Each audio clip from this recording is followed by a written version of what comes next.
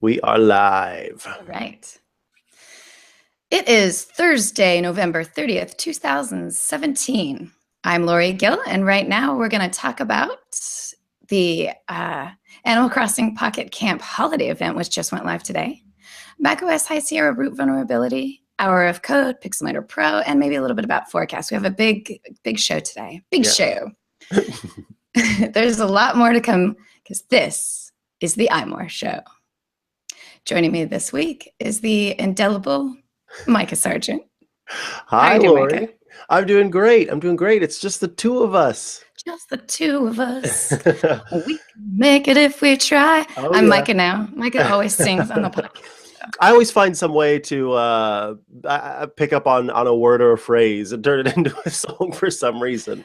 My mom, when I was a kid growing up, pretty much sang everything at me. She, like anything you said, it was part of a song she knew, so she just sang it at me. So I'm very familiar with Oh, that. that's sweet. I think maybe that's where it comes from because my family certainly did that as well. But I Yeah. think I there are times people are like, why are you singing right now? Someone's rolling their eyes at you, and you're like, I Yeah, can't help it. It just it just comes to me. yes, like, there's nothing to do.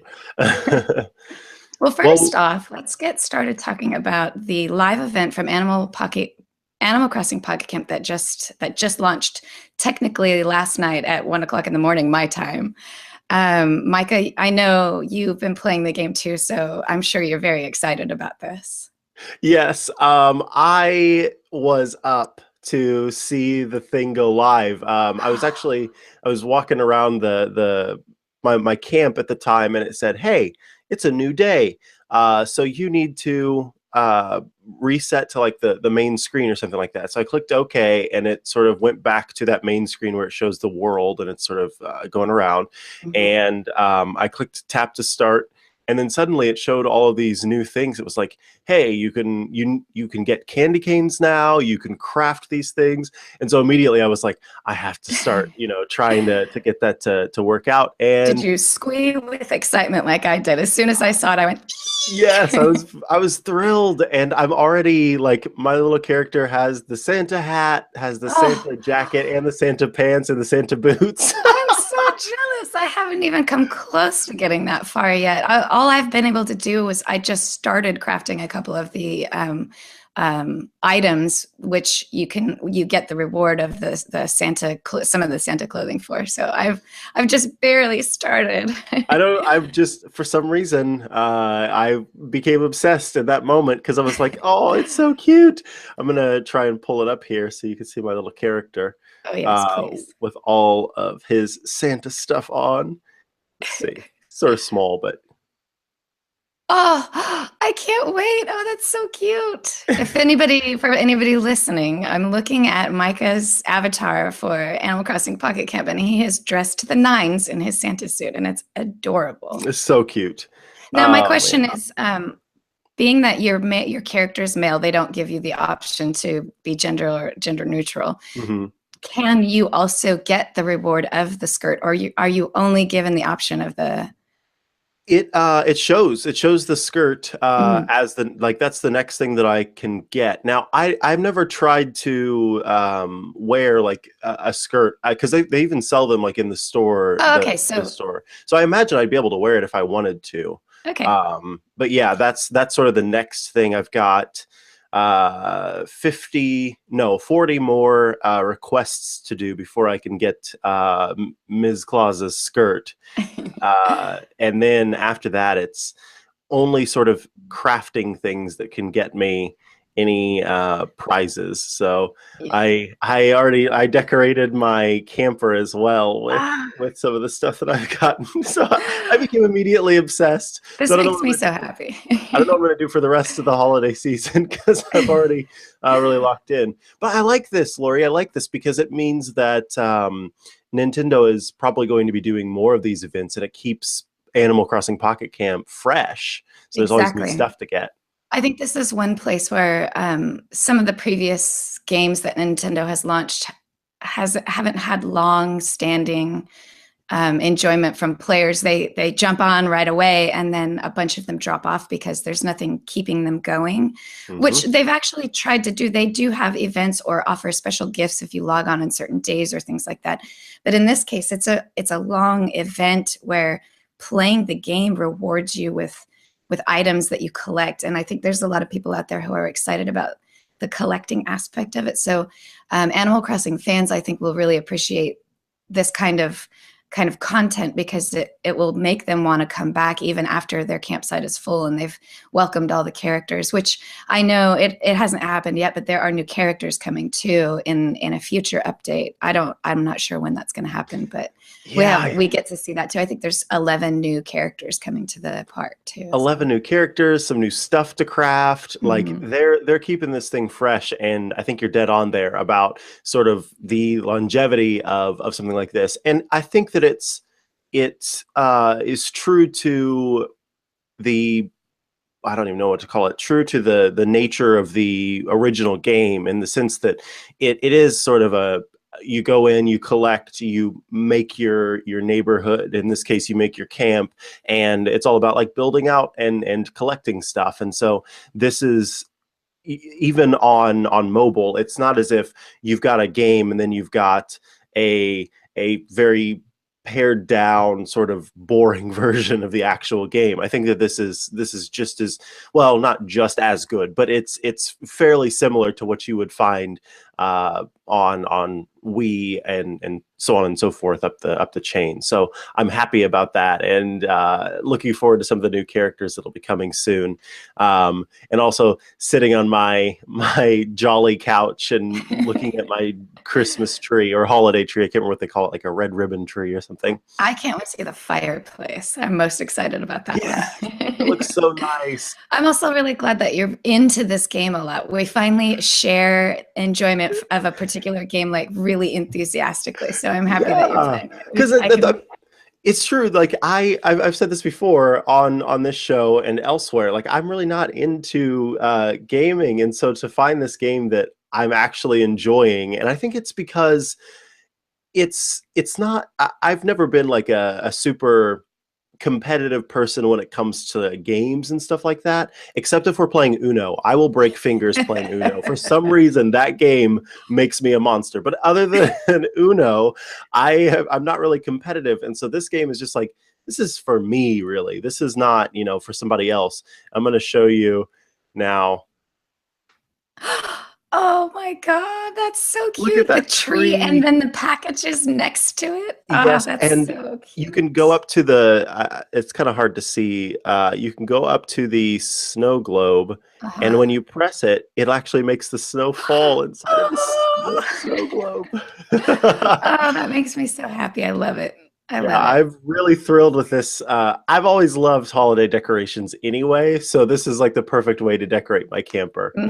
I hope our boss doesn't get mad at me, but I think I'm going to take the rest of the day off and just play the game Just until I get you got to get everything. caught up. You got to get those. I know. But they make it pretty simple for anyone out there who's playing and wondering how to sort of go about this. One of the tips that I would suggest is because you can get extra candy canes just by doing normal requests. So you can go around and do normal requests, but you're only going to get like one or two.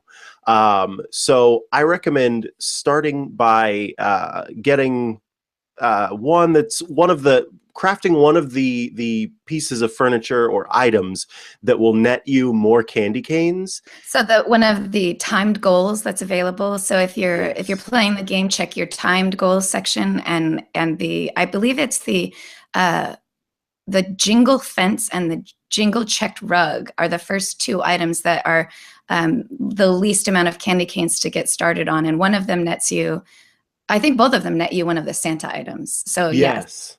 Yeah, and the if you can get, one of those and build your base of candy canes, then I suggest going through. There's one that'll give you like 80 candy canes, I think it is. And so what I did and what I would do differently is I went through and I was sort of going from the bottom up. And so I was, getting one and then crafting the next item, but that sort of used up the candy canes. Whereas if I had looked, I would have gotten a reward for like 80 candy canes first and then worked down from there so that I was able to, because I ended up having to spend a few leaf bucks to make it possible to get some stuff. So if you can get one that gets you a lot of candy canes and then sort of get the rest from talking to your friends in the neighborhood, then that seems to be the best way to go about collecting all of them. So That's a good suggestion. now I'm waiting to get the snowman and the fireplace, and I think it's just those two. I think I've gotten, because I have the lamp, and I wish I could spin around the lamp, like. And I know this just happened yesterday. I know. I'm so impressed. I was. Did you stay up all night long? No, I was running around for like an hour and a half. I had a lot of request tickets that I hadn't used. And I was just in this mode, like, I have to get all the holiday stuff. So I was using up all my request tickets. That's another good suggestion. Use up your request tickets to get those quests in. I like that. I'll use that when I go back to play. Those are good suggestions. Yeah, well, I'm thrilled that the holiday season is here. If you're playing out there, send us screenshots of your camp all decorated for the holidays and your adorable characters done up in their holiday garb, their Santa garb. Because I love it's fun. It's fun seeing those things. Yep, my favorite time of year, and it's attached to my new this month favorite game. It's the most wonderful time of the year. So now let's talk about a little bit of a snafu that Apple provided us earlier this week that kind of got a lot of attention. Bum, bum, bum. So someone on Twitter decided to share with the world, before talking to Apple directly about it, a vulnerability that would allow anyone with access to your computer to change the password, or actually to access your root. Actually, I'm wording this wrong. It's access to it to log into your Mac. Mm-hmm. By typing the word root into the login name and then just leaving the password section blank. And if you repeated that a couple of times, it gave you access. Yeah, the root user was compromised. It's a big deal. It should not have shipped. It's a very, very big issue, and it's a problem. Apple addressed it immediately. I don't know, 12 hours later, maybe 16 hours later, they released a security update, which also, because of the speed at which they released that patch, which is very fantastic, it seems to have had a negative effect on file sharing on Mac sometimes for some people, which they also subsequently later yesterday in the evening around 3:00 my time launched provided a support document to fix that using terminal command line, which I'm sure there will be adding a subsequent update to fix that issue. So what do you think about that, Micah? What do you think about the fact that Apple has shipped macOS High Sierra, one of the versions? I'm not sure specifically which version, but one of them came with a very exposing vulnerability. Yeah, it is scary that someone could log into the root user, because that's the one that has sort of the most access to stuff. And in fact, if you're working in terminal and you want to do certain things when you're just like logged in as your normal user self, a lot of those things are blocked. And the only way to go about them is by typing in the sudo command, which actually gives you sort of access to the root user.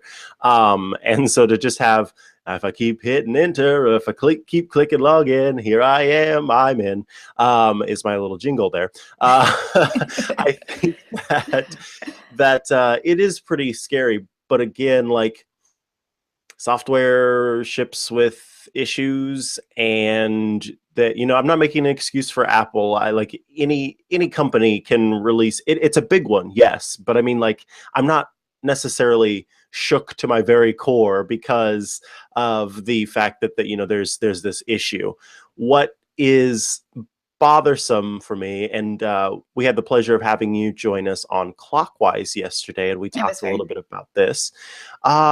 Is that we didn't let Apple know, ahead of time, like, hey, if we've got this huge issue, maybe try contacting the company and waiting a little while to see if they're going to respond. And then if the company is takes way too long to respond or whatever, then go ahead and that's whenever you sort of take things public, because that will likely get action. So I'm curious, we did talk about this, so I know, but no spoilers. What's your take on sort of telling the public and not going I would say the normal route of talking to the company first? I can see the point of view of exposing this vulnerability so that everyone knows about it and they're aware of it, and quite frankly, it's possible that Apple acted as fast as they did because it was known to the public. Though we don't know, there's no way to know for sure how fast they would have reacted if it was done directly. So they could have reacted just as fast. I don't know.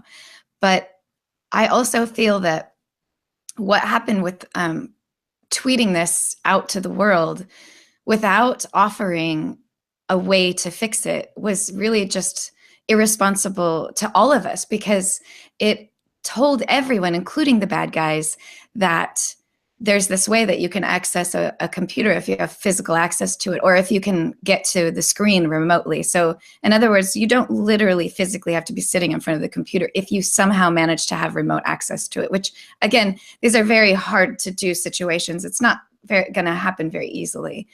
But it's Yeah, there, and it could have happened. my dogs used root access to access my computer and log on to Amazon and buy so many dog treats. I'm So really all those annoyed dog about it, but treats. what can I do?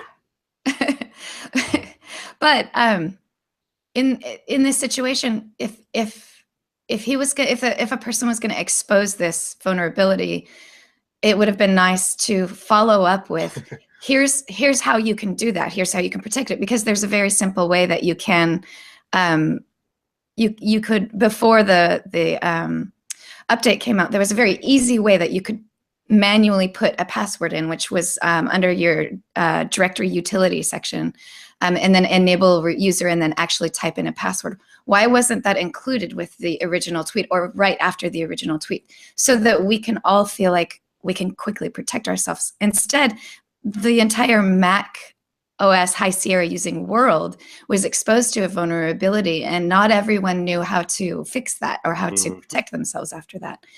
In addition to the fact that it just, in my opinion, should have been sent directly to Apple first.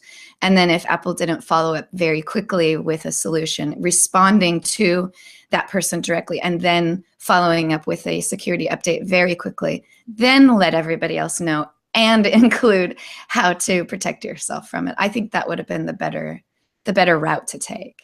I agree. I think the nature of social media is at play here, because I do think, so you're out walking around and you see that every time you walk into, I don't know, a Willy Wonka's chocolate factory, people are opening the door, and as they're walking in, the door slams them in the back of their hits their bottom every time they're walking through the door. You might take some video of that and upload a GIF onto Twitter and be like, haha, look, Willy Wonka's door is hitting people, because you spotted this, you think that it's worth talking about, you get it up. And so this person was like, hey, here's this thing that's going on. Like, wow, look what I found. And didn't maybe necessarily consider the implications in the same way that revealing that the door was hitting people in their bottom, then Willy Wonka shuts down the chocolate factory for years and sends away all the people and hires labor from other countries, and then nobody gets chocolate for years and years. That is a very interesting metaphor that we've just created there, but point is, it's a fantastic analogy. Thank you. I think that that certainly plays into it too, because there are plenty of like bugs in iOS that are sort of funny that you'll come across where things have been layered on top of each other with the iPhone 10 and its new size. And so people will post on Twitter and go, well, or just make like a little comment about the fact that it's messed up. And so maybe this was one of those situations. But then whenever you look back and it's like, holy cow, everyone who's using macOS High Sierra, like a certain version of it, like that's a big deal. And maybe they didn't consider until afterward. But I still think that's not a great excuse, because the fact is, when it comes to security and stuff like that, you really do have to take a second and go, what's the best way of handling this? Mm-hmm. Yeah, I definitely agree with that.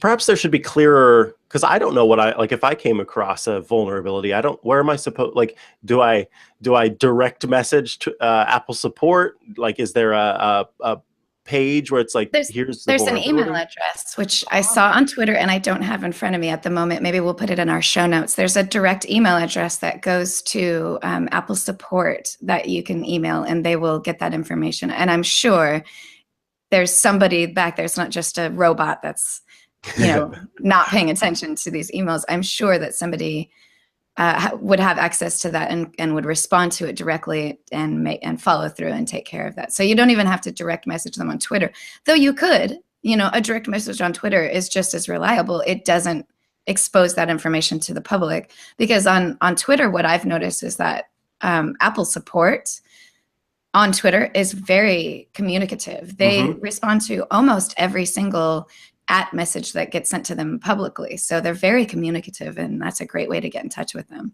Yeah, I just pictured a robot sitting behind a desk with like 7 arms, and its head spins around, and it's answering all these questions at once. It's like an octopus. Well, if he did his job, then that'd be okay. Yeah, as long as the questions get answered. Well, we should definitely move on to the next topic. But before we do, I want to tell you all about Mint Sim. With I am free ship is the promotion code. You can get free first-class shipping on any Mint Sim purchase. I'm curious, Lori, do you have your Mint Sim stuff there to model for us, Vanna White style? I do. So once again, I still haven't actually used my Mint Sim card. I have the app and everything downloaded, and I've got all my information covered. But the funny thing is that I haven't needed. I have a standard account, and I don't travel very often, so I haven't needed to use this. But here's something that I like about this Mint Sim card. I pre-purchased a $40 package, but because I have not actually activated the card yet, that I still haven't been charged, and this was months ago. Nice. So I do like that. Yeah, it's whenever you're ready to do it. Well, the fact is, whatever you're paying each month for phone service is probably a whole lot more than what you would be paying with Mint Sim, because you pay as much as you need, and it's much less than your AT&Ts or your T-Mobiles, and you still get that 4G LTE high-speed data. It works just like your wireless service that you have right now, but it costs a lot less. So you can kind of think of it like buying in bulk at a warehouse. So it's like going to Sam's Club or Costco, and instead of buying paper towels or macadamia nuts, you're just getting the data that you need and the phone service that you need. And you can buy more than 1 month at a time if you want to. And by doing so, the price is coming down. So let's say you get 5 gigabytes for 5 months. Well, that's just $20 per month. $20 per month. I pay like $100 per month with my service. So $20 per month and 5 gigabytes of data for 3 months. That's a huge deal. People seriously do love it. And right now, you can get 3 months free when you buy 3 months of data. That is awesome. You can also bring your own device along with you. So if you have a device right now that's unlocked and it's just sitting there and it's going, feed me, Seymour, and that means to feed it data, well, you buy a Mint Sim, you slip it in, and suddenly you've got an extra backup phone or a phone that you can take with you. Or if you are like us and you test multiple phones, then you got something for that extra phone there. My favorite thing, no contracts. The idea that I'm not stuck in something soon as I'm ready to be not tied down. I can get out of it whenever whenever I'm ready to just be done. So you get your freedom, you got your control. It's really excellent. So here's what you're going to do.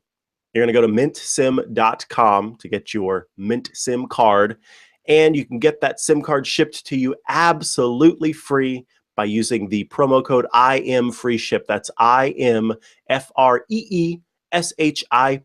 at checkout. There's no fuss, no muss, and no commitment, just an adorable little fox, a SIM card, and a plan that saves you money. Thanks so much to Mint SIM for sponsoring the iMore Show. All right, Lori, what's up next? Let's talk about Hour of Code, which is coming next week. Hour of Code, what does it do? So Hour of Code is I don't know that. Do you know the history of Hour of Code?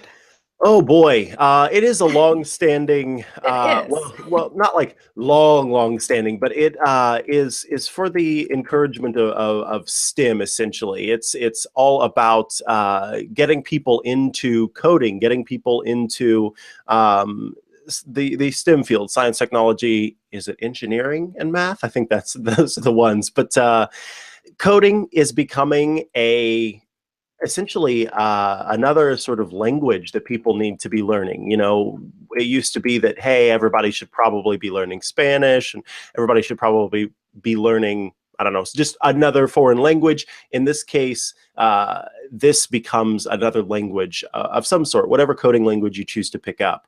And I'm just going to read the little blurb here. The Hour of Code is a global movement, not just here in the United States, that reaches tens of millions of students in 180 plus countries. Anyone, anywhere can organize an Hour of Code event. There are tutorials available in 45 languages, and you can set up this Hour of Code. But Apple typically supports this as well. It's just an introduction to computer science so that you can sort of understand what coding is. And Apple's hosting some events, right, Lori? Yes, they are. From December 4th through December 10th, Apple is going to have special. They actually do this all the time, but they're kind of highlighting and celebrating for Hour of Code, coding classes in your local Apple retail store. Some of them are focused on children, so check your listing, and if it says kids coding, then you might just have to pretend that you're 12 years old. But because of Hour of Code, I think they're having some special challenges. There's a coding challenge in the Swift Playground app. I haven't opened it yet to see what the challenge is. So that's one thing that you get to participate in at home. Basically, Hour of Code is part of a way to just make everyone aware of the importance of learning the language of computers, because they are so prevalent in our society now. And I, for example, don't know how to code. I'm sorry to say that. And every year I think that I will participate in Hour of Code in some way, because you can actually download podcasts or Apple U type content and learn how to code. And I always tell myself, okay, this is the time. This is the time. A week for doing this, and then I don't. So I'm terrible. And maybe this will be the time. Maybe this year will be the year I learn how to code, even just the basics. Even just the basics. I've learned Markdown really easily, so I'm sure that I can learn, other things related to coding computers, because it's really. Yeah, I've sort of told myself that as well, and have picked it up and put it down in the past. I know HTML and CSS and some of those basic things, but in terms of like scripting languages and whatnot, I am not adept at those, but I wish I was. I'd like to be. And I think that every year Apple sort of improves upon the experience and tries to make it even better and easier for people to get started and get into it. So I like these opportunities and these possibilities to learn to code, of course, but also to get kids excited about it. Because again, I really do think that, from this point forward, it's an important and necessary skill that I hope that every parent is thinking about wanting their kid to to learn because that's going to be, I think, invaluable going forward. And I sort of wish that I had somehow like sniffed this out on the web of the future. I don't even know, like just so that I had started learning it whenever I was younger, so that I could use those skills now. It's becoming so common for children to learn that kind of stuff in schools that it's almost like we're gonna, we're the outsiders because we don't Yeah. know. Because it doesn't, it's at some point, it's not even special that kids know how to code because they're all learning it. Not right now completely, but it's getting there to the point where we're going to look like the ones who don't know how to speak another Oh language no, because we you're don't know right. how to code. So we definitely should catch up as the grown-ups. We're gonna We be also the people who are like, now what are you talking about? I don't even know what this is. these kids and their computer language. I don't understand them. Get that away from me. I don't understand it. On iMore next week, we're going to have a handful of code related content for our coding corner, how to use terminal and where to start when you don't know how to code, little things like that. So keep an eye out on iMore too, because we're going to be publishing some beginner's guides to kind of help everyone get excited about coding during Awesome. next week. So That's news to me as well. I'm excited about that. yeah, so keep an eye out. Don't worry, Nice. I'll make you write some of that. There we go. I'm looking forward to it. That's yeah, that's really exciting. Yeah. What's Uh, up next? I think what we should probably hit on real quick is the launch of Pixelmator Pro, which Hmm. is the pro version of Pixelmator from Mac, which is published by the company Pixelmator team. So we're going to say Pixelmator 100 times in the next couple Yes. minutes. Couple times we'll say pro, but mostly we'll say Pixelmator.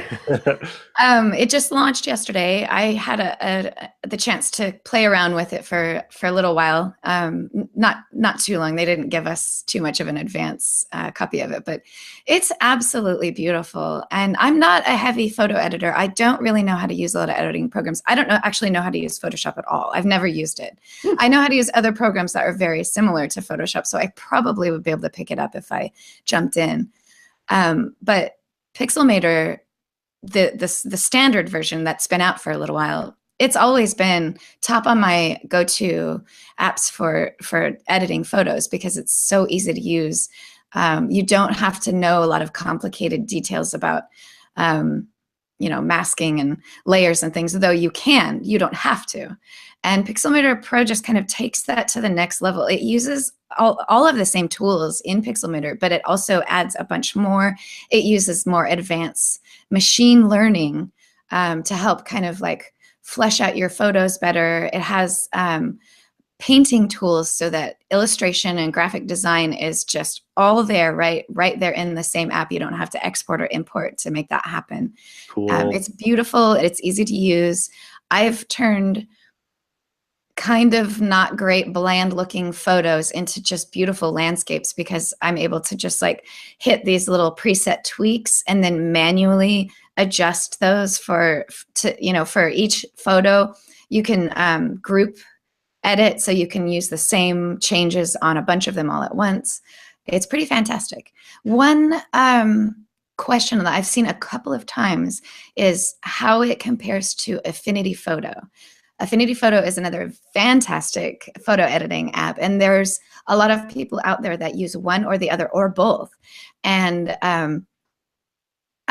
just out of the gate, with the question I get is how do they compare? I would say that if you do nothing but photo editing, Affinity Photo and Pixelmator Pro are very similar. Okay. There's some slight advancements in the Pixelmator Pro because of their machine learning that's incorporated into it, but only slight. So at that point, you're spending $50 or $60 on each program, and that's a lot. Actually, I don't know for sure how much Affinity Pro is right off the top of my head, but Pixelmator Pro is $60, $59.99. So that it may not be worth it to have both of those programs because the differences between the two are very subtle, and they actually have a very similar user interface too. So you're not even kind of upgrading or downgrading based on the user interface. You're still kind of have the same familiar landscape to play with.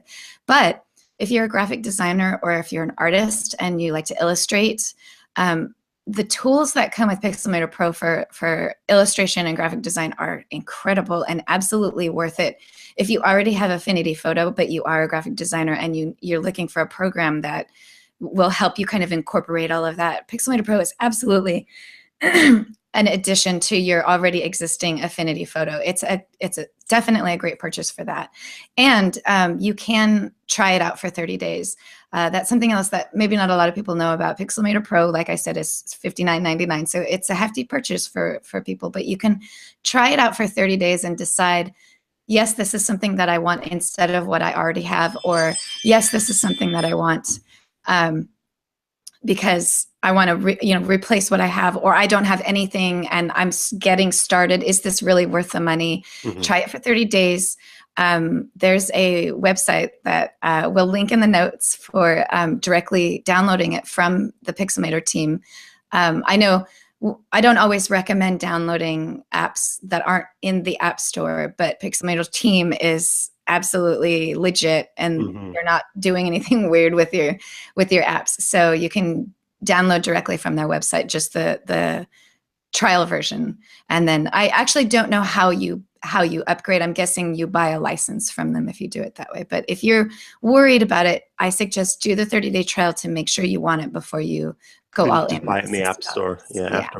What I love about this program is, and by the way, Affinity Photo is $49.99. Thank you. So what I love about this program, Pixelmator Pro, is how everything is built into the one app. Like when you're using Adobe programs, you've got Photoshop that's for photo editing and photo manipulation. Then you pop open InDesign for layout, and you pop open Illustrator for vector-based work. And Pixelmator Pro has these different workflows that pack all of these all of these possibilities into one system. It's also built with the Mac in mind, and so it's Mac OS through and through. It's got the look and feel of any app made by Apple, so that you feel right at home, like when you're using it. Because a lot of people, I think, when it comes to the Mac, they have a lot of Apple-based programs, Apple-created programs, and then some third-party programs. But most of the apps they're using are from Apple. So the idea that you pop this open and it's not some sort of workspace that's completely foreign and someone trying to be clever with the weird layouts or anything like that. That was one of my complaints with Pixelmator. The standard version is that they use those overlays, which are because I work on Mac all the time. It's confusing to me to use that kind of interface. I have to kind of click around and figure out where things are. And you're right. This version, it's all within the window. The user interface is on the left and right side within the window. It's not layouts that pop up or anything like that. That's really nice. And if you go to pixelmator.com, you can check out some of these photos of using these different programs. And again, just having all of this stuff built in. In Photoshop, whenever you're doing text editing, it's a little secondary. The features are there, but they're sort of hard to find and come across. There's one image on the Pixelmator website where it's showing them doing this very big text graphic, and on the side it shows these different styles, and it has highlighting, and all of your styles are built in. All of your your ligature options are there, kerning and leading, and all of these things are there, and it's really nice that you have everything that you need there. Plus, as Lori mentioned, they build in machine learning tools so that your layers can be automatically named. There's an ongoing and forever lasting sort of joke that there's two types of graphic designers: those who name and organize all of their layers, and those who have bird 1, bird 2 with part cut out, bird 3, bird 4, bird 5 with elephant feet. And there's not great layer naming. Some are just untitled, layer 7. So this uses machine learning to try to help you keep everything organized, which is really nice when you have to pop back in and fix something because they want the logo bigger. So when your client is asking for a bigger logo, then Pixelmator makes it easy to come across the parts that you need within the whatever it is you're designing. Thank you very much. That was actually much more elegant, much more elegant than I. Oh no, I love the features that you shared with us. But I do want to tell you all as soon as I find my window here about our dear friends at Thrifter. We've talked about Thrifter before because they're awesome. Thrifter is a new way to save money on everything from gadgets to home goods by shopping based on value and not hype. So it's sort of like these sites that, on Black Friday, there were a bajillion deals, right?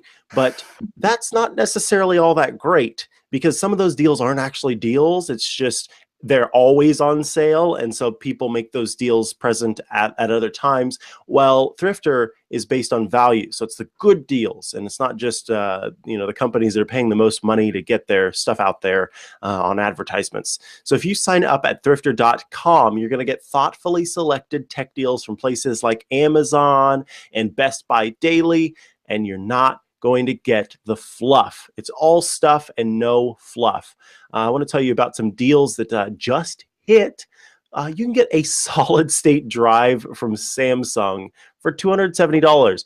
That is $30 off over at Newegg. And I think, Laura, you and I have talked about this before. We'll hop on to Thrifter and spend money we probably don't need to spend because there's some really good deals. Let me just say that over the Black Friday, Cyber Monday weekend, Thrifter owes me rent money because I don't have rent money because I spent it all on Black Friday and Cyber Monday. And guess what? I only bought like one gift. All of the rest of it was for myself. Oh snap! So not only is Thrifter owes you rent money and owes you a get out of Santa's naughty list pass because you just got switched over to the bad list. There's another awesome deal on here. I love Amazon's Dash buttons. It's these little buttons that are tied to brands, tied to companies, and tied to products. And you hit the button, and then it reorders. You can sort of choose the item that you want to have sent, and you hit the button, and it sends out that item in 2 days. So the idea is like if you use laundry pods and you're down to like 3 or 4, and you need new laundry pods, you can hit that button, and then within 2 days, you'll get a new set of laundry pods. So it works for trash bags. I mean, it's everything across the board, food, toiletries, everything. Well, there is a deal you can get. If you buy one Dash button for $5, you're going to get 2 free. So it's $15. And the best part about it is that Amazon really wants you to get these Dash buttons. So once you get them and you hit that button, you get $5 toward whatever the purchase is. So each of these Dash buttons is going to net you $5. So you're getting all of your money back, but plus more because you're only having to buy one and you get 2 free. So you get 3 Dash buttons. Each of those is going to get you $5 back. So it covers the cost of that one plus 10 extra dollars. That's really great. And then I want to highlight one more deal here. And that is a really interesting bundle. I saw these lights as the holiday season is approaching, and they were pretty expensive. Normally, it would cost. These lights are tied to the Amazon Echo, and so you can automate your sort of holiday decorations. So you'll get the Light Rhapsody bundle, which are these LED lights that are automated, and an Echo Dot for only $50. For $50, you get an Echo Dot and you get these holiday lights that you can hang up, and then you can talk to Alexa and get have her turn on or have it turn on and off the lights for you. That is pretty doggone awesome. That is a deal that I'm probably going to spend today. I guess I could give an Echo Dot to somebody for Christmas. I was just thinking, I really want these lights, but I already have a Dot. You're right. just get the dot for somebody else and keep the lights for yourself. Yes. So See? smart. Then you'll get in the middle. You're not on Santa's naughty list or Santa's nice list. You're just right I in the get middle. something for myself while getting something for somebody else. I like that. So don't forget, Thrifter is a new way to save money on everything from gadgets to home goods by shopping based on value and not hype. You're going to sign up at thrifter.com, and that's going to get you a thoughtfully selected tech list of tech deals from places like Amazon and Best Buy every day. All the stuff, none of the fluff. That's thrifter.com. Speaking of Thrifter, thanks to Thrifter, I found out that I could get the Ring Wi-Fi enabled video doorbell, the original version, not the Pro version, for only $100. It's normally $180. And through Thrifter, I discovered that I could get the video doorbell. Now, just to be clear, they had that amazing contest where you could win a chance to buy the Video Pro doorbell for a ridiculously low price. And unfortunately, because we're under the same umbrella, I can't win that. I did all the signing up for it, but I wasn't allowed to participate in the contest.